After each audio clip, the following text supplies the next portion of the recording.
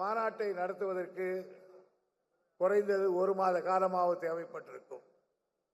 இந்த 1 மாத காலமாக என்ன இளங்கோ அவர்கள் கோர்ட்டுக்கு போனாரா இல்லையா என்று தெரியாது.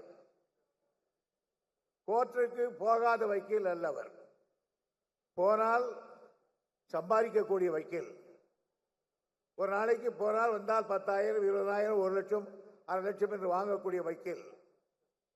ஆனால் அவ்வளவு தொழிலையும் ஒதுக்கி வைத்துவிட்டு இந்த மாநாட்டு பணியிலே அவர் ஈடுபட்டிருப்பதை பார்த்து நான் பெருமைப்படுகிறேன், பாராட்டுகிறேன். இளங்கோ அவர்களே, உங்களுக்கு கழகத்தில் ஏற்பட்ட ஈடுபாட்டை பார்த்து நான் பெருமைப்படுகிறேன். இவ்வளவு பெரிய மாநாட்டுக்கு இளங்கோவுக்கு உறுதுணையாக பல நண்பர்கள் இந்த மாநாட்டிலே நிர்வாக ரீதியாக பலர் இருக்கிறார்கள்.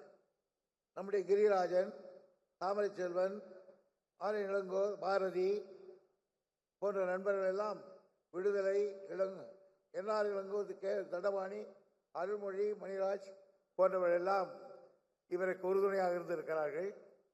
எல்லா மாவட்டத்திலும் இருக்கக்கூடிய சட்டத்துறையினுடைய செயலாளர்கள், அதில் பங்கு பெற்றவர்கள் அனைவரையும் நான் பாராட்ட கடமைப்பட்டிருக்கிறேன்.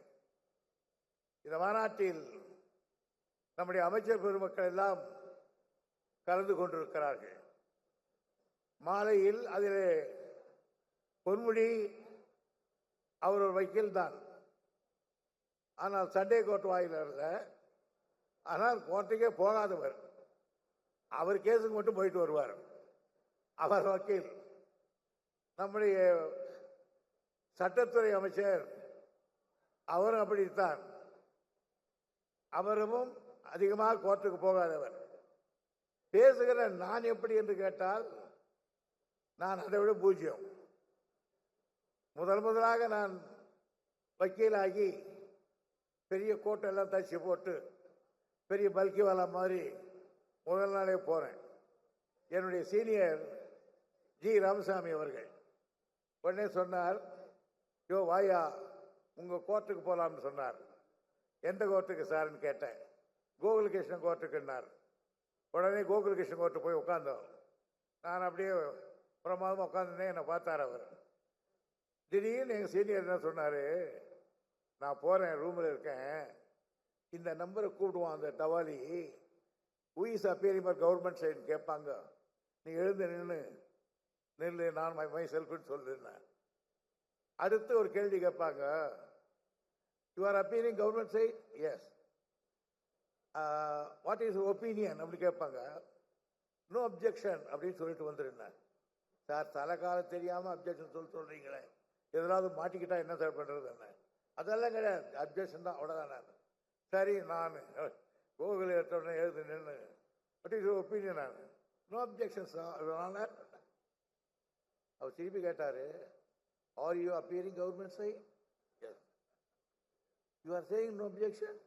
S. Why are you saying like that? My senior told me like that, sir. Where is your senior now? He's in chamber now. Go and bring him now. அங்கே போன என்ன சொல்லிட்டே ஆனாரு, ஒதுக்கிறான், வாங்க சாருங்க.